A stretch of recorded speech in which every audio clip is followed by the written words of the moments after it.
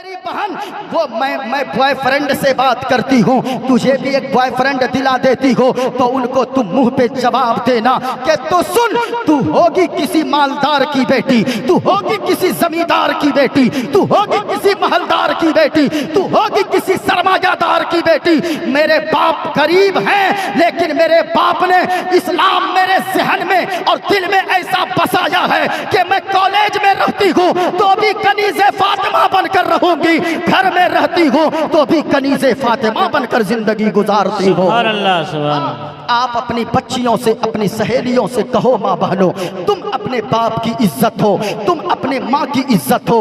तुम किसी गैर मर्द के साथ, गैर लड़के के साथ भाग जाती हो, तुम्हें पता नहीं है तुम्हारा बाप महीनों घर से नहीं निकलता है, तुम्हारी माँ महीनों घर से बाहर नहीं निकलती है, तेरा बाप घर में रोता रहता है, आंसू बहाता रहता है, मोहल्ले वाले ताने देते हैं, अरे वो देखो ये इसकी बेटी भाग गई है, इसका बेटा भाग गया है। नौजवानों, मैं तुमसे भी कहना चाहूंगा, करो पसंद की शादी, लेकिन उसमें माँ बाप की भी पसंद को शामिल रखो। अगर माँ बाप तुम्हारे खुश ना रहे, माँ बहनों सुनना गौर से, और हमारी कौम की बेटियों, आज तुम्हें तकरीर सुनने की जरूरत है। मर्दों से ज्यादा कसीर तादाद में तुम आई हो, मेरी बातें जो भी होगी बड़ी सुलझी सी बातें होगी, लेकिन सुनो माँ बहनों, कौम की बेटियों, इस्लाम की मुकद्दस शहजादियों, तुम्हें नहीं पता, तू तो कनीज़े फातिमा है, तुम एक भाई की इज्जत हो, तुम बाप की इज्जत हो। तुम क्या समझती हो, तुम किसी के साथ भाग कर शादी कर लोगी और मकान में रह लोगी तो क्या वहां अल्लाह तुम्हें खुशियां अता फरमा देगा? अल्लाह की कसम नहीं, नहीं। ये मेरी बात है, दिल की तख्ती पर नोट करके लेकर जाना। अगर माँ बाप तेरे राजी नहीं है, अगर माँ बाप तेरे खुश नहीं है, अगर माँ बाप रो रहे हैं तेरी शादी से खुश नहीं है, तो ताजमहल जैसी बिल्डिंग में तू चली जाएगी। तेरा बाप अगर झोपड़ी में बैठकर रोएगा तो अल्लाह तेरी उस ताजमहल जैसी बिल्डिंग में भी तुझे अल्लाह ताला सुकून नहीं अता फरमाएगा, अल्लाह तुम्हें खुशियां नहीं देगा। लेकिन अगर तू बाप की मर्जी के मुताबिक, माँ की मर्जी के मुताबिक अगर तू झोपड़ी में शादी करके चली गई, नमक रोटी खाएगी उसी झोपड़ी में अल्लाह, उसी नमक रोटी में अल्लाह जन्नत जैसा सुकून अता फरमा देगा। लेकिन कौम की बेटियों, ये बातें कहाँ मिलेंगी? आज हमने अपनी बेटियों का रुख कॉलेजों की तरफ करवाया, हमने अपनी बेटियों का रुख हमने स्कूलों की तरफ करवाया। अगर बाप के अंदर ज़मीर है तो वो बाप जरा सोचे, हम दुनिया से क्या लेकर जाएंगे? अपनी बच्चियों का दाखिला हजरत अल्लामा तनवीरुल कादरी साहब किबला के इदारे में लड़कियों का भी मदरसा चलता है, जहाँ पे लड़कियों को कनीज़े फातिमा बनाया जाता है। जरा गौर से सुनना प्यारे, आप यहाँ पर बैठे हो, औलाद अल्लाह की बहुत बड़ी नेमत है। औलाद जब अल्लाह दे दे, अल्लाह ने फरमाया, ऐ ईमान वालों, अपने आप को भी बचाओ और अपने घर वालों को भी बचाओ। किस चीज से? जहन्नम के आग से। कि मैं अर्ज कर रहा था, कितनी भयानक जहन्नम की आग है। कभी आपने सोचा है दुनिया की आग तो इतनी गर्म है, आप समझती हो या आप समझते हो कि यही आग गर्म है? नहीं, अल्लाह के नबी ने फरमाया कि जहन्नम की आग को 70 मर्तबा रहमत के पानी से धोया गया। दुनिया के पानी से नहीं, ट्यूबवेल और नल के पानी, कुएं और नदी समंदर के पानी से नहीं, बल्कि जहन्नम की आग को 70 मर्तबा रहमत के पानी से धोया गया, तब जाकर दुनिया की आग बनाई गई है। अल्लाहु अकबर कबीरा। कभी आपने सोचा है जब दुनिया की आग इतनी गर्म है, जब दुनिया की आग का ये आलम है, जब दुनिया की आग की शिद्दत का ये आलम है, तो फिर जहन्नम की आग का आलम क्या होगा? कभी ध्यान से सुनो मेरी बातें और गौर से समेट कर अपने दिल में, अपने दामन मोहब्बत में लेकर जाओ। अल्लाह ने क्यों फरमाया अल्लाह से औलाद मांगिए, लेकिन एक पैगाम सुनो प्यारे, औलाद तो मांगिए लेकिन सिर्फ औलाद मत मांगिए। जिस नबी ने भी औलाद के लिए दुआएं मांगी हैं, उन्होंने ये मांगी है कि अल्लाह मुझे औलाद दे तो नेक नेक औलाद अता फरमा, सालेह औलाद अता फरमा। क्यों? अगर औलाद मिल गई, कितने बाप ऐसे हैं जिनको हमने रोते देखा है, ये कहते सुना है बूढ़े साहब को कि वो रिक्शा चला रहा है, वो ठेला खींच रहा है, वो ठेला खींच रहा है, और उनको हमने टोटो चलाते देखा है, कुल्हाड़ी झाड़ते देखा है, कुदाल चलाते देखा है। हमने उनसे पूछा कि दादा जान, इस उम्र में आप काम कर रहे हो, क्या औलाद नहीं है? हाँ मेरा बेटा, औलाद बहुत ज्यादा है। कितने बेटे हैं? 4 बेटे हैं, 3 बेटियां हैं, लेकिन चारों बेटे मेरे नाफरमान निकल गए औलाद की वजह से। जहां तक उसको कहते सुना कि मुफ्ती साहब अच्छा होता, मौलाना साहब अच्छा होता, ऐसी औलाद ही अल्लाह मुझको न देता, यही बेहतर होता। क्या आपने ये जुमला सुना है कि नहीं? बहुत सारे लोगों को बोलते सुना होगा, या अल्लाह ऐसी औलाद न देता, मैं बे औलाद रह जाता तो यही मेरे लिए बेहतर था। लेकिन मैं आपसे कहना चाहूंगा, औलाद मांगो, नेक मांगो। अगर औलाद नेक न हुई तो फिर 10 बीघा जमीन खरीद लोगे, मकान खरीद लोगे, गाड़ी खरीद लोगे, और वो आपकी औलाद अगर बिगड़ी रहेगी, आपने अच्छी तरबियत नहीं किया। अल्लाह की कसम खा कर कहता हूं कि जो दौलत आपने 70 साल में जमा किया है, वो बेअदब औलाद, वो आपकी नाफरमान औलाद, वो आपकी बदखुल्क औलाद उस 70 साल की दौलत को 7 साल में बेच के खा जाएगी। आपकी कोई दौलत बचने नहीं देगी। कितने जमींदारों को हमने देखा है, जो जमींदार यानी न दिन देखा न रात, नमाज छोड़ा अपनी औलाद के चक्कर में, रोजा छोड़ा अपनी औलाद की चक्कर में, लेकिन 70 साल में मर गया। बड़ी बिल्डिंग लोगों ने देखा, इंतकाल के बाद नालायक बेटा निकला, नाफरमान बेटा निकला, शराबी बेटा निकला, जुआरी बेटा निकला। अब वह बेटा 7 साल में, 2-4 साल में सारी दौलत करोड़ों की बेच कर खा गया। क्या बचा? वहां बाप कब्र में कोड़ा खाता होगा, यहाँ बेटा भी इधर उधर भटक रहा है। इस वजह से खबरदार, नेक औलाद मांगिए, और हमेशा याद रखिएगा, नेक औलाद अल्लाह किसको देता है? अगर आप सुनना चाहते हैं, नेक औलाद के लिए बाप का भी नेक होना जरूरी है, माँ का भी नेक होना जरूरी है। ऐसा थोड़ी है कि आप शराब पीते रहिए और बेटा आप सोचेंगे अल्लाह का वली हमको दे दे। आप जुआ खेलते रहिए, आपका बेटा मस्जिद का नमाजी बन जाए। आप जुआ खेलते रहिए, आप सूद खाते रहिए, आपका बेटा यानी कि वो बड़ा बुजुर्ग बन जाए। नहीं नहीं प्यारे, जैसा दरख्त होता है ऐसा ही अल्लाह उसमें फल अता फरमाता है। आप अगर सुनना चाहते हैं, औलाद की जिंदगी में, औलाद के यानी कि औलाद की तरबियत में सबसे बड़ा रोल माँ का होता है, फिर उसके बाप का होता है। आप बुजुर्गाने दीन की तारीख उठाकर देखो, हुजूर हसन मिल्लत अलैहि रहमत व रिदवान की जिंदगी को देखो। कभी सोचा है उनकी माँ कैसी मुत्तकिया थी, उनका बाप कैसा मुत्तकिया थे? कभी आपने सोचा है औलाद ऐसे ही नहीं बनती है गरीब नवाज, औलाद ऐसे ही आला हजरत नहीं बनती है, बल्कि माँ जब सजदे में सर झुका कर रोती है और दुआ मांगती है, तब बेटा गरीब नवाज बना करता है, तब बेटा आला हजरत बनता है, तब बेटा मखदूम सिमनानी बनता है, तब बेटा अपने इलाके के मशहूर बुजुर्ग हुजूर हसन मिल्लत बना करता है। ऐसे नहीं बनता है कोई। अगर आप सुनना चाहते हैं, जो लोग इधर उधर भटक रहे, जो चले गए हैं, जाने दीजिए। मैं आपसे भी कहना चाहूँगा, जिनको जाना है वो जा सकते हैं, लेकिन तकरीर आपने अगर सुन लिया मुकम्मल, अल्लाह की कसम कहता हूँ, मैं मंत्र वगैरह अभी नहीं पढ़ रहा हूँ, क्योंकि ऐसी महफिल में जैसी तकरीर की ज़रूरत है, जिस चीज़ की ज़रूरत है, मैं उसको आपके सामने रख रहा हूँ। लेकिन मैं पढ़ूँगा मंत्र। अगर आपकी इजाज़त हो तो एक मंत्र सुना दूं? अरे सुना दूं या यही तकरीर जारी रखूं? आपकी जैसी फरमाइश होगी सुना दीजिए। सुना ही दें, लेकिन नहीं, अभी सुनाऊंगा। बैठे रहिए, सुनाऊंगा। सुनिए मैं क्या कह रहा था। औलाद नेक तब होती है, औलाद के नेक होने के लिए बाप का भी नेक होना ज़रूरी है, माँ का भी नेक होना ज़रूरी है। औलाद नेक कब बनती है? हुजूर ने क्या फरमाया सुनिएगा। हुजूर ने फरमाया, तुम अगर अपनी औलाद को तोहफा कोई चीज देना चाहते हो, कोई गिफ्ट देना चाहते हो, बर्थडे में साइकिल गिफ्ट करने वालों, बर्थडे में मोटरसाइकिल देने वालों, बर्थडे में अपने बच्चों को 1000 रुपए देने वालों, बर्थडे के मौके पर अपने बच्चे को तोहफा देने वालों, हुजूर ने क्या फरमाया? अपनी औलाद को मकान कोई तोहफे में दे, ये बड़ा तोहफा नहीं है। कोई मोटरसाइकिल तोहफे में दे, ये बड़ा तोहफा नहीं है। कोई अगर चाहे साइकिल तोहफे में दे, मारुति 4 व्हीलर तोहफे में दे दे, हवाई जहाज तोहफे में दे दे।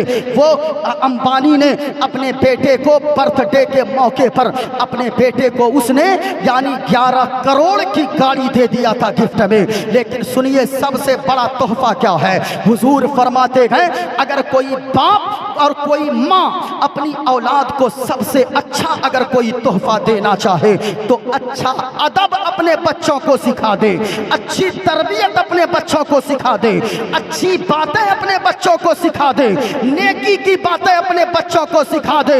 ये 1000 करोड़ की गाड़ियों से बेहतर ये है सबसे अच्छा तोहफा कि अपने बच्चों को अच्छी तरबियत याफ्ता बना दे, ये अच्छा अखलाक अपने बच्चों को सिखा दे। गौर से सुनिएगा, औलाद के नेक होने के लिए माँ का नेक होना ज़रूरी है। आज बड़े बड़े इदारों में भी बुखारी शरीफ पढ़ाई जाती है, नाम आपने सुना होगा।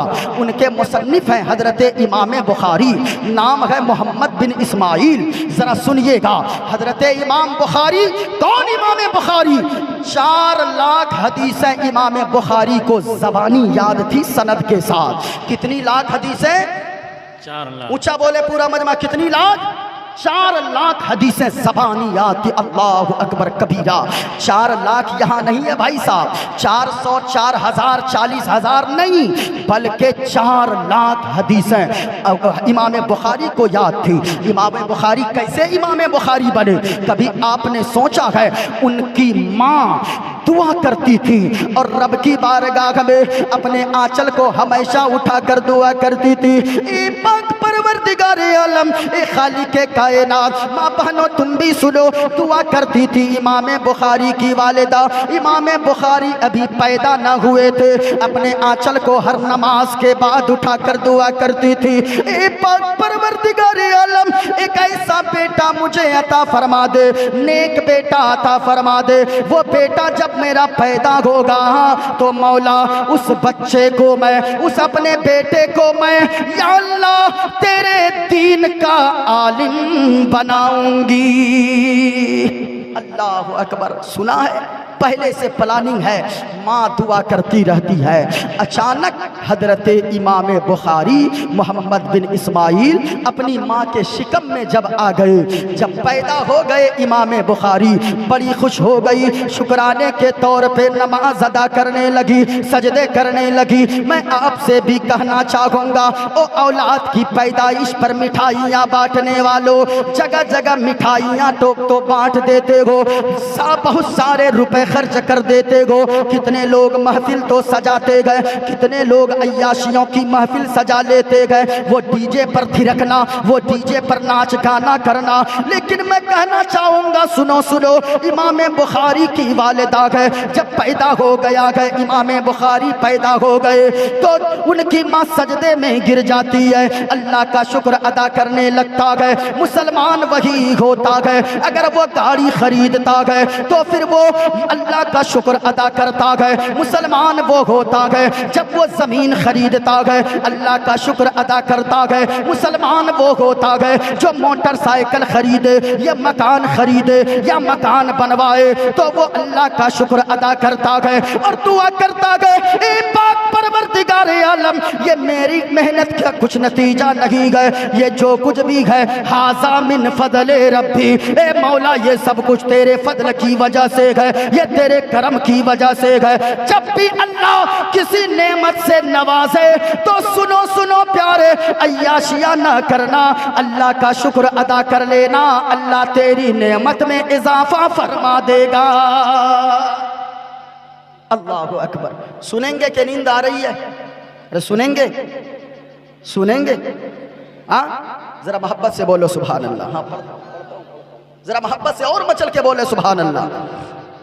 बता दें कि हम लोग चंद बैठे हैं, लेकिन हम तकरीर सुनना भी जानते हैं, अल्लाह रसूल का जिक्र सुनना भी जानते हैं। ज़रा एक मरतबा हाथों को उठाकर बोलो सुभान अल्लाह।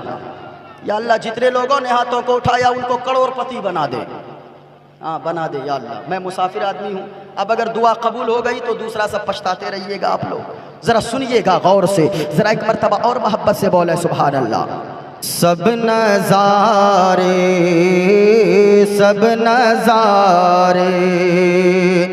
हुजूर आपके हैं, सब नज़ारे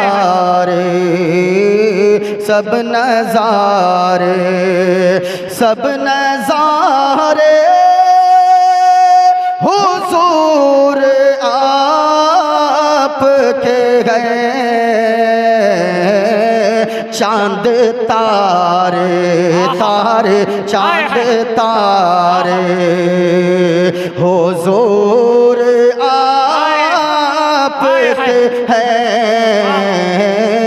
चांद तारे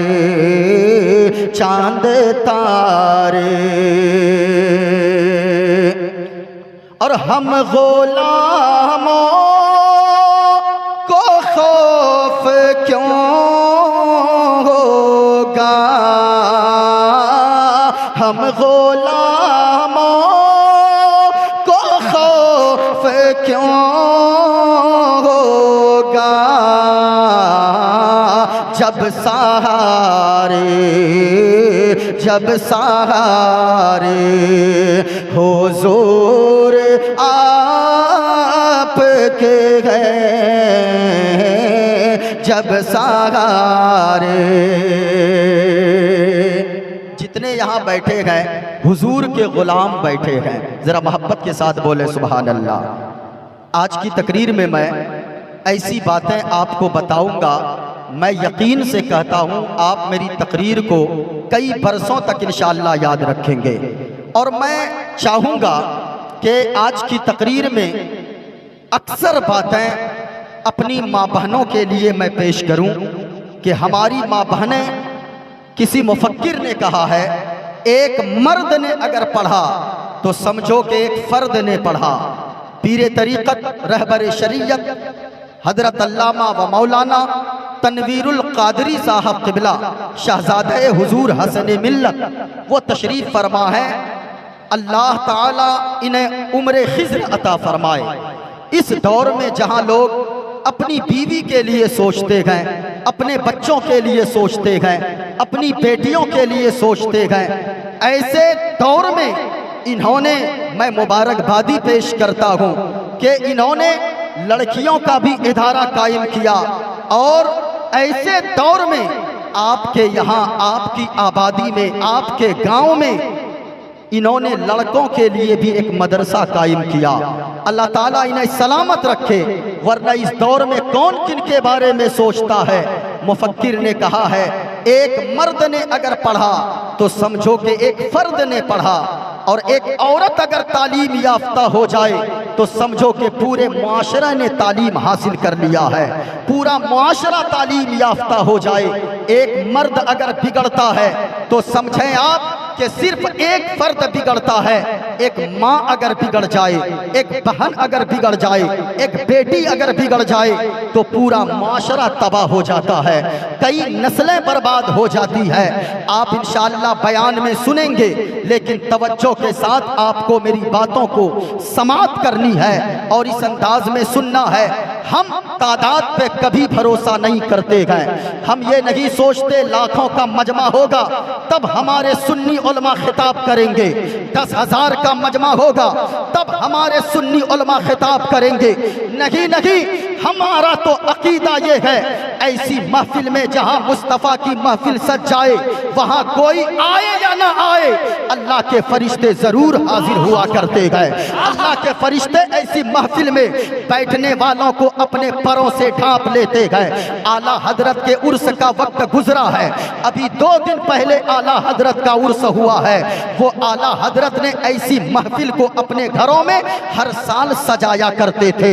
आला हजरत जब भी रबीउल अव्वल शरीफ का का चांद नजर आता। जरा गौर से सुनिएगा, चांद जैसे ही नजर आता, 1 रबीउल अव्वल से लेकर 12वीं शब तक आला हजरत अपने घर में बरेली शरीफ सौदागरान मोहल्ला में किचौचा शरीफ से हुजूर मुहद्दिस आजम हिंद अलैहि रहमत व रिदवान को बुलाते थे और हुजूर मुहद्दिस आजम हिंद खिताब करते थे, तकरीर करते थे, आला हजरत भी सुनते थे और सारे मजमे में लोग बैठकर सुनते थे। ऐसा मजमा को आप आसान न समझें, ऐसी महफिल को हल्के में मत लें। 4 लोग ही अगर बैठे रहें तो भी अगर महफिल को हुजूर कबूल फरमा लें तो यही कामयाबी की दलील है। तादाद पे हमने कभी भरोसा नहीं किया है। अगर तादाद पे सुन्नी मुसलमान भरोसा करते तो बद्र के मैदान में सिर्फ 313 थे और एक तरफ हजारों का लश्कर था, लेकिन 313 ने ऐसी धूल चटाई कि वहीं से इस्लाम का गलबा जमाने भर में हो गया, वहीं से पूरी दुनिया में इस्लाम छा गया। अगर तादाद पे हम भरोसा करने वाले होते तो करबला के मैदान में एक तरफ सिर्फ 72 की जमात थी और एक तरफ 20,000 का लश्कर जर्रार, लेकिन ऐसे आलम में भी आमना के लाल हजरत अब्दुल्ला के लाल जनाबे मोहम्मदुर रसूलुल्लाह के नवासे हजरत फातिमा के बेटे हजरत अली के बेटे शहजादा, उन्होंने वो तेवर दिखाया, 20,000 लश्कर को एक झटके में धूल चटा दिया। यजीदियों को कोई जानने वाला नहीं है। हर घर में हुसैन का नाम नजर आता है, हर घर में हुसैनी आज नजर आते हैं। इसलिए तादाद पे कभी हम भरोसा नहीं करते हैं। मैं मुबारकबादी पेश करना चाहता हूँ अल्लामा तनवीरुल कादरी साहब किबला को, शहजादे हुजूर हसन मिल्लत को, कि ये अपने वालिद मोहतरम के नक्शे कदम पर चल रहे हैं, जिनका मिशन ये था हुजूर हसन मिल्लत का कि अपने दीन के, अपने कौम की बच्चियां पढ़ ले, अपने कौम के बच्चे पढ़ ले, वो जिंदगी भर अपनी जिंदगी गुजारे तो कौम का दर्द सीने में लेकर गुजारे। वरना आज कौन किसके बारे में सोचता है भाई साहब? चचा भतीजे के बारे में नहीं सोचता और यानी कि भाई भाई के बारे में नहीं सोचता। लेकिन ऐसे दौर में इन्होंने मदरसा कायम किया है। मैं ये अर्ज कर रहा था, महफिल को कभी छोटी ना समझें। आला हजरत हैं हुजूर मुहद्दिस आजम हिंद, हर साल आया करते थे बरेली शरीफ। हजरत सरकार आला हजरत के दौलत खाने थे, वहाँ खिताब करते थे ईद मिलादुन नबी के मौके पर। एक साल ऐसा हुआ हुजूर मुहद्दिस आजम हिंद की तबीयत अलील हो गई, उनकी जगह पे सैयद अहमद अशरफ तशरीफ लाए और वो जब खिताब करने लगे 5 हदीसें बयान किया सैयद अहमद अशरफ अलैहि रहमत व रिदवान ने। और उन्होंने जब हदीस पढ़ना शुरू किया तो जानते हो आप, पहली हदीस पढ़ा, कहा कि ये रिवायत है हजरत अबू हुरैरा से, ये हदीस रिवायत है हजरत अनस से, ये हदीस रिवायत है हजरत मालिक बिन दीनार से, ये हदीस रिवायत है हजरत फारूक आजम से, ये हदीस रिवायत है हजरत उस्मान गनी से, ये रिवायत है मौला अली से। जब ये तकरीर फरमा रहे थे आला हजरत खड़े हो गए हाथ बांध कर। लोगों ने देखा आखिर वजह क्या है, आला हजरत खड़े क्यों हो गए? तकरीर सुनते सुनते किसी में हिम्मत न थी कि कोई पूछ ले आला हजरत खड़े क्यों हो गए। लेकिन देखते ही देखते आला हजरत रोने लगे और इतना रोए कि उनकी दाढ़ी शरीफ भीग गई, उनका आगे का कपड़ा भीग गया। जब महफिल खत्म हो गई, दुआ हो गई, सलातो सलाम हो गया, अब किसी मुरीद ने हिम्मत करके पूछा आला हजरत सरकार आप सुनते सुनते तकरीर खड़े क्यों हो गए, फिर आप रोने क्यों लगे? आला हजरत का जवाब सुनिए। आला हजरत ने फरमाया कि ओ मेरे मुरीदों, मेरे गुलामों, सुनो, बात यह है जब सैयद अहमद अशरफ तकरीर फरमा रहे थे, जब इन्होंने हदीस बयान किया, कहा कि ये हजरत अबू हुरैरा रिवायत करते हैं, मेरी आंखों ने देखा, मेरी महफिल में, मुस्तफा की महफिल में हजरत अबू हुरैरा चले आ रहे हैं। जब उन्होंने कहा हजरत फारूक आजम ने इस हदीस को रिवायत किया है, मेरी आंखों ने देखा फारूक आजम चले आ रहे हैं। तो यहाँ से पता क्या चला, ऐसी महफिल जहाँ सजती है, जहाँ मुस्तफ़ा का जिक्र होता गए, वहाँ सहाबा भी आते गए, वहाँ अल्लाह के फरिश्ते भी आया करते गए।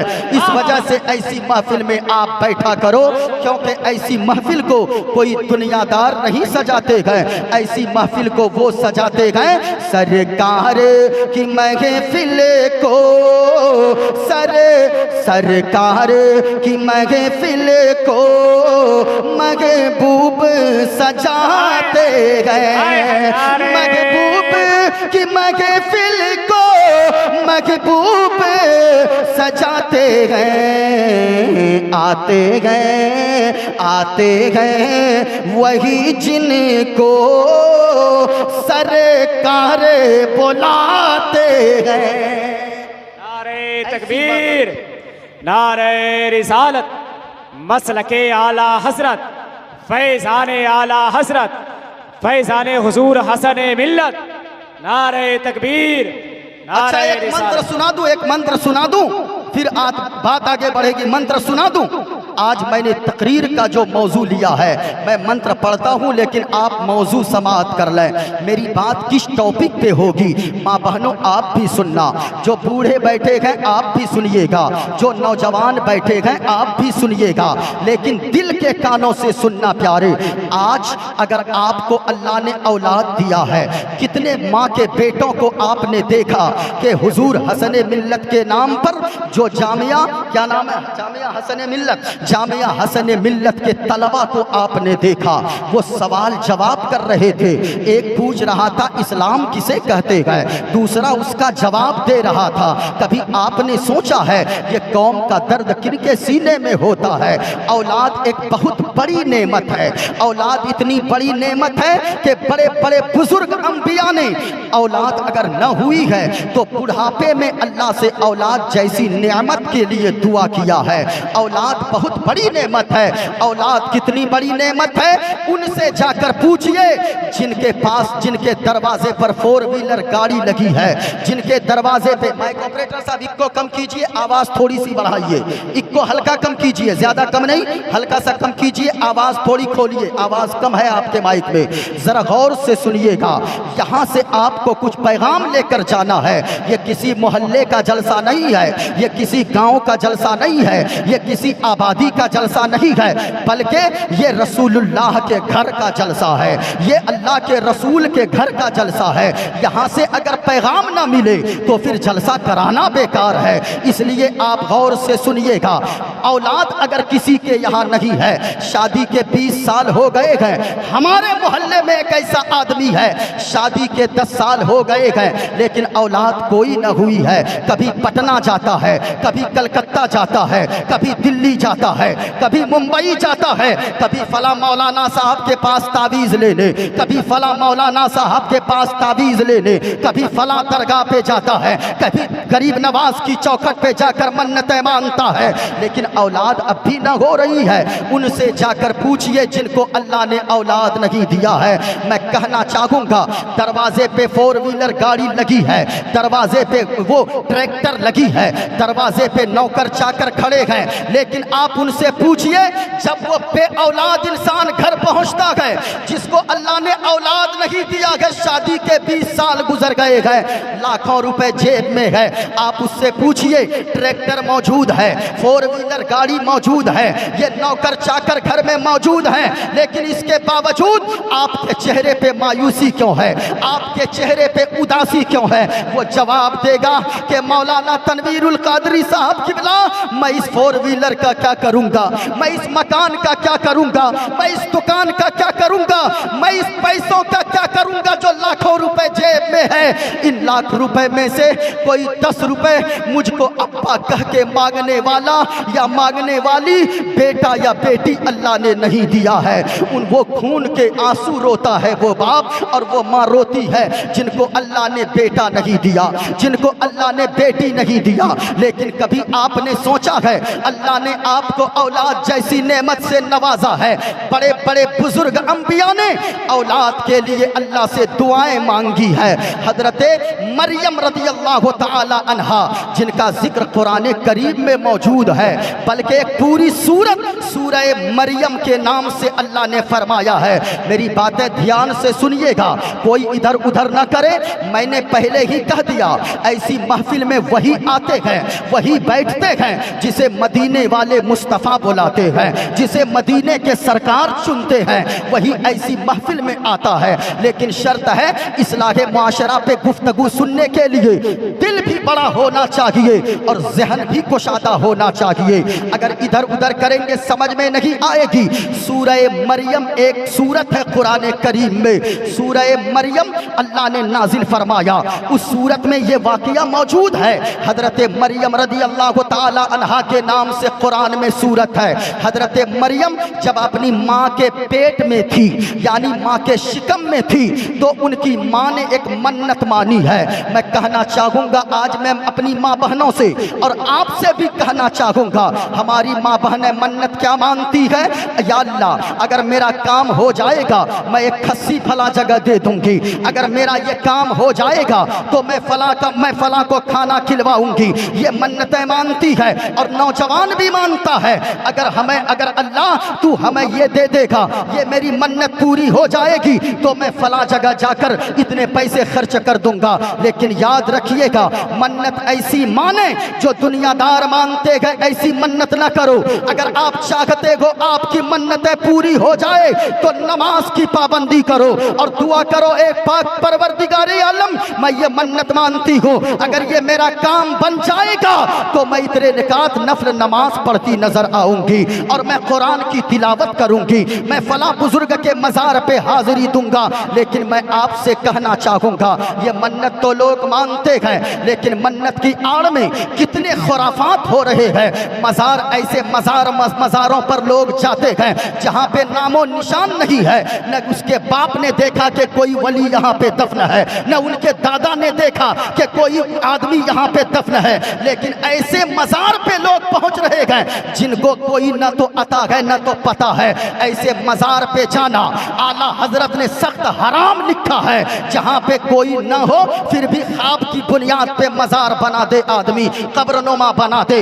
आपको अगर जाना है ख्वाजा नगर सालमारी में सच्चा मजार, अल्लाह के वली मजार में लेटे हैं, वहाँ आप चले जाओ। चिमनी बाजार में अल्लाह के वली पूर्णिया में लेटे हैं, वहाँ चले जाओ। आपको अगर जाना है बरेली के धरती पर सरकार आला हजरत की बारगाह में चले जाओ, वहाँ अल्लाह के वली लेटे हैं। आपको अगर जाना है किसी मजार पे, आप गरीब नवाज की चौखट पे चले जाओ, वहाँ अल्लाह के वली लेटे हैं। अगर अल्लाह के वली की बारगाह में नीयत सच्ची लेकर जाओगे, वसीला उनका होगा और फजल अल्लाह ताला का होगा।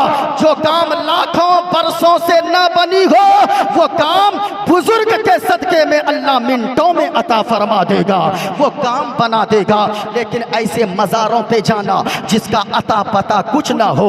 हमारे गांव के बगल में एक कब्र बना दिया, लोग कहते हैं जिनसे पूछिए, कहता ना तो किसी ने देखा ही नहीं है, लेकिन एक औरत ख्वाब देखी, कहा कि फला जगह मजार बना दो। अब वहाँ आदमी मुर्गा लेके जा रहा है, वहाँ खस्सी लेके जा रहा है। बातें कड़वी होगी लेकिन तवज्जो से के साथ सुनिएगा।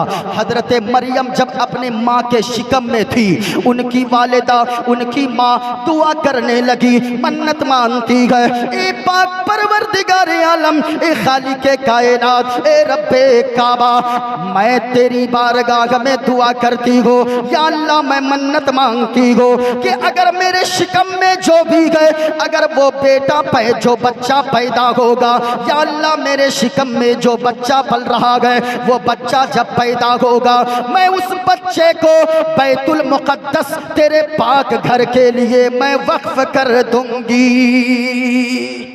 एक माँ है, माँ अब जब पैदा हुई तो बेटा पैदा नहीं हुआ बल्कि बेटी पैदा हो गई, जिसे दुनिया हजरत मरियम रज़ियल्लाहु ताला अन्हा के नाम से जानती है, जो हजरत ईसा अलैहिस्सलाम की माँ है। हजरत मरियम पैदा हो गई। अब अगर बेटा होता तो मस्जिद के लिए वक्फ कर देती, लेकिन अब बेटी पैदा हो गई, माँ करे तो क्या करे। लेकिन हजरत ज़करिया अलैहिस्सलाम जो हजरत मरियम के खालू हैं रिश्ते में, उन उनकी किफालत में आती गए। एक कमरा बैतुल मुकद्दस के बगल में बनाया और बैतुल मुकद्दस के बगल में उस कमरे में हजरत मरियम रहने लगी। उसी में अल्लाह की इबादत कर दी। जब देखती लोग नहीं गए झाड़ू लगा देती, पूछे बैतुल मुकद्दस के साइड में पोछे लगा देती, फिर कमरे में आकर अल्लाह की इबादत करने लगती। हजरत मरियम अल्लाह की इबादत कमरे में कर रही है। हजरत ज़करिया अलैहिस्सलाम एक मर्तबा खिड़की से झांक कर देखते गए, देखूं मरियम क्या कर रही है, मेरी बच्ची कर क्या रही है। हजरत ज़करिया अलैहिस्सलाम ने क्या मंजर देखा कि हजरत मरियम बैठी गए, उनके सामने ऐसे ऐसे फल रखे हुए गए जिसका मौसम नहीं गए। यानी मिसाल के तौर पे गर्मी में आम होता गए, ठंडी में संतरा होता गए, ठंडी में अंगूर के दाने पैदा होते गए, वो बेमौसम फल खा रही गए। हजरत ज़करिया अलैहिस्सलाम के दिल में ये अरमान जाग गया, दुआ करने लगे।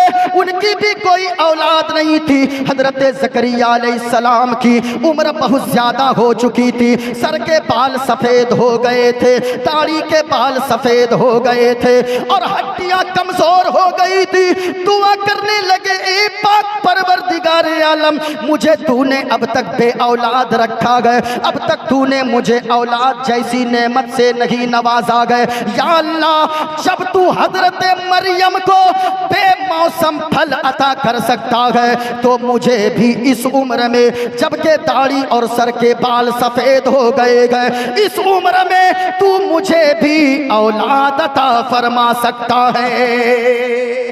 अल्लाह अल्लाह। हजरत ज़करिया अलैहिस्सलाम ने दुआ मांगी, अल्लाह ने नेक सालेह बेटा अता फरमा दिया। बोलो सुभान अल्लाह। उस उम्र में जबकि आदमी की दाढ़ी सफ़ेद हो गई, सर के बाल सफ़ेद हो गए, नेक बेटा अल्लाह ने दिया। सालेह लफ्ज़ का जिक्र है कुरान करीम में। अब आपसे भी मैं कहना चाहूँगा, अगर अल्लाह ने औलाद दिया है आप खुश नसीब हो मेरे भाई, वरना तो उनको जाकर पूछो जिनके पास सारी चीजें हैं लेकिन औलाद जैसी नेमत नहीं है, औलाद जैसी दौलत नहीं है, लेकिन औलाद तो अल्लाह ने दे दिया। अब अल्लाह कुरान में क्या फरमाता है, ऐ ईमान वालो अल्लाह से डरो और सुनो ईमान वालो, तुम अपने आप को भी और अपने घर वालों को, अपने बच्चों को, बीवी को, अपने अहलो अयाल को भी जहन्नम की आग से बचाओ। जहन्नम की आग कितनी भयानक है। माँ बहनों, तुम तो किचन में रहती हो, तुम्हें पता होगा जून जुलाई अगस्त के महीने में किचन में कितनी गर्मी होती है, चूल्हे वाले घर में कितनी गर्मी होती है, वहाँ पे पसीने चलते हैं, इतनी गर्मी होती है। जब दुनिया की आग का ये आलम है कि अगर थोड़ी सी उंगली जल जाए, दुनिया की आग अगर उंगली में पड़ जाए तो आदमी चीखने लगता है, आदमी चिल्लाने लगता है। ये तो दुनिया की आग का आलम है जो इतनी गर्म है, लेकिन जहन्नम की आग कितनी भयानक है। हदीस में आता है, मुस्तफ़ा फरमाते हैं कि दुनिया जहन्नम की आग को, सुनिएगा, जहन्नम की आग को 70 मरतबा, कितने मरतबा, जरा पूरा मजमा बोलकर बताओ कितने मरतबा। जो मर्द बैठे गए अगर तकरीर सुनना चाहते हैं पूरा मजमा बोलकर बताइए। एक मर्तबा हाथों को उठा ले, एक हाथ को हसनी बनाओ, एक हाथ को हुसैनी बनाओ, जरा पूरा मजमा मिलकर जवाब दो, या रसूल अल्लाह। पूरा मजमा आवाज यहाँ तक आए। मैं माइक में बोल रहा हूँ, आप बगैर माइक के बोल रहे हो, ऐसा लगे मुस्तफ़ा का दीवाना पुकार रहा है। आप नहीं बोलते हो लेकिन फिलिस्तीन के बच्चे बोल रहे हैं, फिलिस्तीन की माएँ बोल रही है, फिलिस्तीन की बहनें बोल रही है। मैं ये कहना चाहूंगा, ओ लोगों, इस्लाम की मुकद्दस शहजादियों, हमने एक क्लिप देखा था, वो सोशल मीडिया पे एक औरत से किसी ने पूछा, किसी मीडिया वाले ने, ओ बहन तू रात को बुर्का पहन कर क्यों सोती है? बुर्का तो पर्दे के लिए है, दिन में बुर्का पहना जाता है, लेकिन रात को तू नकाब डाल कर क्यों सोती है? उस खातून का जवाब सुनो। वो खातून कहती है, मेरे भाई, ओ मीडिया वाले, मैं इसलिए बुर्का पहन के सोती हो। यहाँ बमबारी हो रही है ताकि अगर एक बम कोई अगर नाहनसार का फेंका हुआ बम अगर मेरे मकान पे गिर जाए और अगर मौत आ जाए तो जिस तरह मैं दुनिया में बापर्दा होकर रही हूँ, पर्दे में लिपट कर रही हूँ, मरने के बाद भी कोई गैर मर्द की नजर मेरे चेहरे पे ना पड़ने पाए और मैं दुनिया से जाऊं तो पर्दे में लिपट कर कनीज़े फातिमा बन के जाऊं। मैं कहना चाहूंगा ओ इस्लाम की मुक़द्दस शहजादियों, तुम भी आप स्कूल जाती हो लेकिन आज स्कूल तुम पहुंचती हो, गैरों का लिबास को मत अपनाना।